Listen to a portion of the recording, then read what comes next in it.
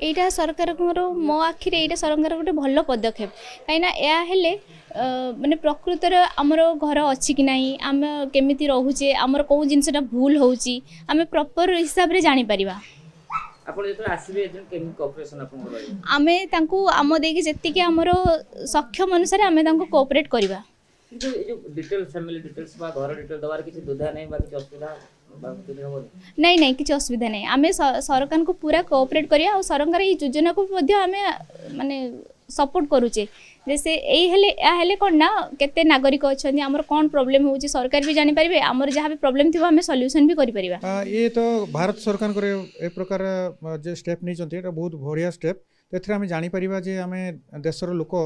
कर आर्थिक सचल केते सेमाने केते परिमाण रे कोन जिंस व्यवहार करचंती व्यवहार करूनांती कोटा आम देश में मिलूँ कौटा से बाहर आणिकी लगौंट तो से अनुसार सार आमर सरकार पाखे गोटे डाटा रहा दरकार मु तो 100% कोऑपरेट करी मो द्वारा जहाँ हो पार संभव मु जहाँ भी व्यवहार कर मत जहाँ क्वेश्चन पचारे मुझे सब मानने सब प्रकार सत्य पाठ दाखल करी पाखे।